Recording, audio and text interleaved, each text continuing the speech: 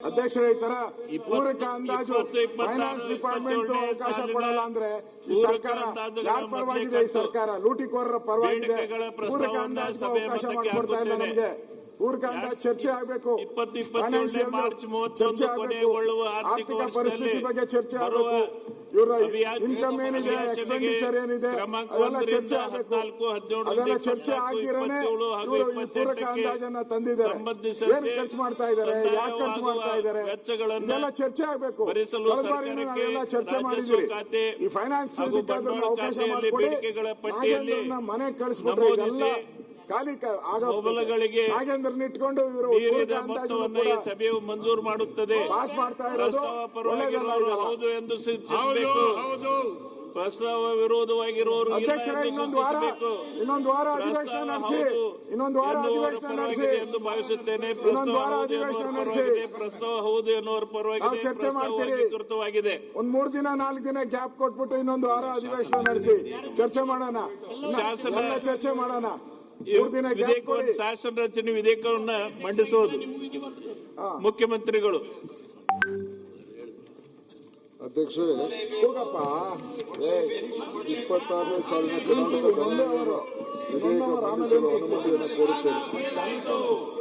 ಪ್ರಸ್ತಾವವನ್ನ ಮಂಡಿಸಲಾಯಿತು. ಈಗ ಪ್ರಸ್ತಾವವನ್ನು ಸಭೆ ಮತಕ್ಕೆ ಹಾಕುತ್ತೇನೆ. ಪ್ರಸ್ತಾವ ಹೀಗಿದೆ: 26ನೇ ಸಾಲಿನ ಕರ್ನಾಟಕ ಧನ ನಿಯೋಗದ ಸಂಖ್ಯೆ 3 ವಿಧೇಯಕವನ್ನ ಮಂಡಿಸಲು ಸಭೆ ಅನುಮತಿ ನೀಡಬೇಕು. ಪ್ರಸ್ತಾವದ ಪರವಾಗಿರುವವರು ಹೌದು ಎಂದು ಸೂಚಿಸಬೇಕು. ಪ್ರಸ್ತಾವದ ವಿರೋಧವಾಗಿರುವವರು ಇಲ್ಲ ಎಂದು ಸೂಚಿಸಬೇಕು. ಪ್ರಸ್ತಾವವು ಹೌದು ಎನ್ನುವರ ಪರವಾಗಿದೆ ಎಂದು ಭಾವಿಸುತ್ತೇನೆ. ಪ್ರಸ್ತಾವ ಹೌದು ಎನ್ನುವರ ಪರವಾಗಿದೆ. ಪ್ರಸ್ತಾವ ಅಂಗೀಕೃತವಾಗಿದೆ. ಮಾನ್ಯ ಮುಖ್ಯಮಂತ್ರಿಗಳು ಈ ವಿಧೇಯಕವನ್ನು ಮಂಡಿಸಬೇಕು. ರಮೇಶ, ಸುರೇಶ, ವಿಧೇಯಕವನ್ನು ಮಂಡಿಸಲಾಗಿದೆ.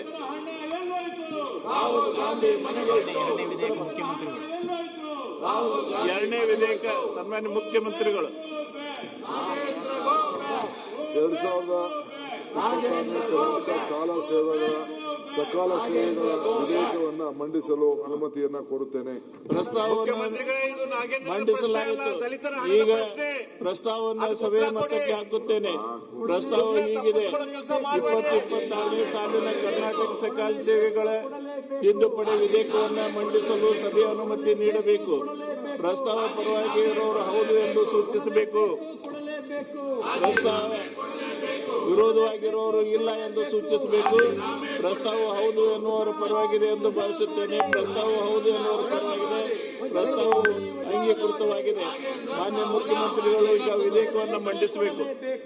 ಸರ್, ಅಧ್ಯಕ್ಷ, 2026ನೇ ಸಾಲಿನ ಕರ್ನಾಟಕ ಸಕಾಲ ಸೇವೆಗಳ ತಿದ್ದುಪಡಿ ವಿಧೇಯಕವನ್ನು ಮಂಡಿಸುತ್ತಿದ್ದೇನೆ. ವಿಧೇಯಕವನ್ನು ಮಂಡಿಸಲಾಗಿದೆ.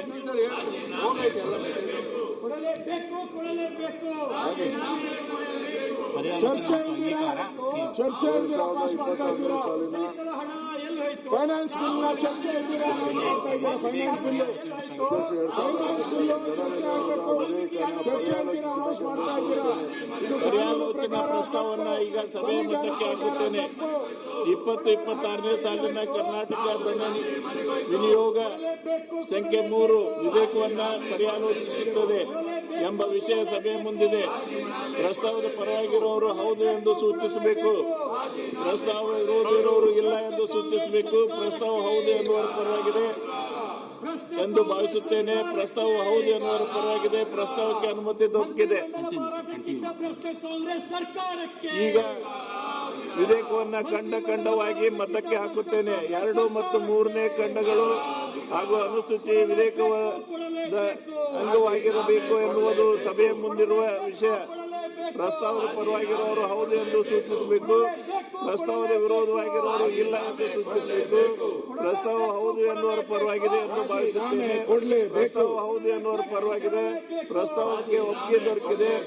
2 ಮತ್ತು 3ನೇ ಖಂಡಗಳು ಹಾಗೂ ಅನುಸೂಚಿತ ವಿಧೇಯಕದ ಅಂಗವಾದವು. 1ನೇ ಖಂಡ ಹೆಸರು ಮತ್ತು ಹತ್ತರಣಿಕೆ ಅವತರಣಿಕೆಯ ವಿಧೇಯಕದ ಭಾಗವಾಗಿರಬೇಕೆಂಬುದು ಸಭೆಯ ಮುಂದಿರುವ ವಿಷಯ.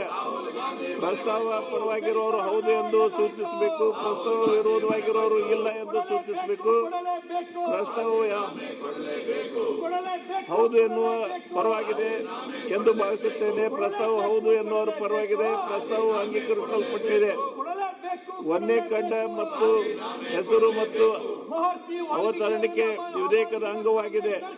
ಮಾನ್ಯ ಮುಖ್ಯಮಂತ್ರಿಗಳು, ಮಹರ್ಷಿ ವಾಲ್ಮೀಕಿಯವರನ್ನು ಅವಮಾನಿಸಿದ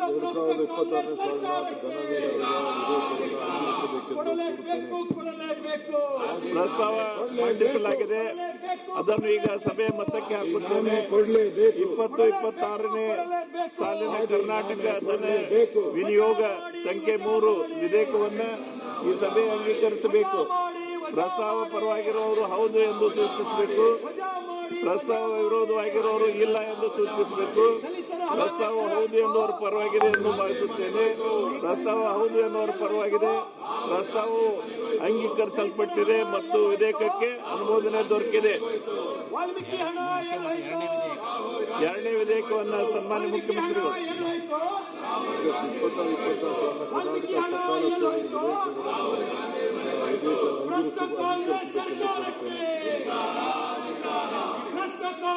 ಪರ್ಯಾಲೋಚನಾ ಪ್ರಸ್ತಾವವನ್ನು ಈಗ ಸಭೆ ಮತಕ್ಕೆ ಹಾಕುತ್ತೇನೆ.